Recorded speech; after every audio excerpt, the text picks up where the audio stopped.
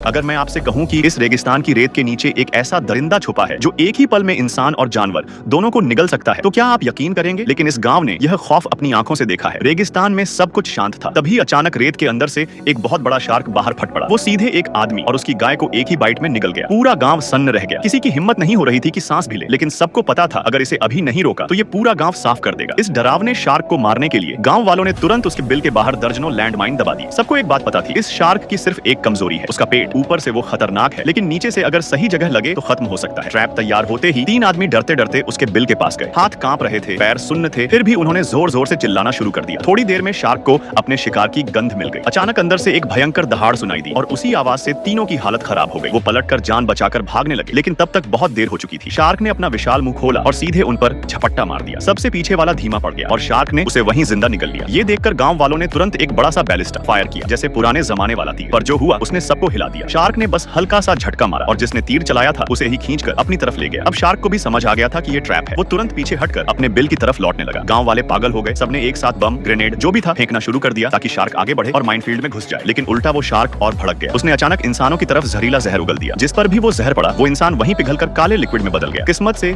Shark को पीछे हटते हटते आखिरकार माइनफील्ड में धकेल दिया गया। सबको लगा जीत गए। सब एक दूसरे को देखकर राहत की सांस लेने लगे, लेकिन तभी सबकी नजरें जम गई। शार्क गायब था, एकदम ऐसे जैसे वो कभी था ही नहीं। और अब जो होने वाला था वो उनकी जिंदगी का सबसे बड़ा डर बनने वाला था। और फिर रेत के नीचे से धीरे धीरे जमीन हिलने लगी। इस बार वह अकेला नहीं था। क्या वह वाकई मर चुका था या अब असली खौफ शुरू होने वाला था? और अगर आप चाहते हैं कि अगली बार ये शार्क आपके घर का पता न पूछे तो वीडियो को लाइक जरूर कर दीजिए और चैनल को सब्सक्राइब भी कर लीजिए, वरना कहीं नोटिफिकेशन की जगह रेत के नीचे से शार्क ही बाहर न आ जाए। मिलते हैं अगले खौफनाक एपिसोड में। अगर हम बच गए तो।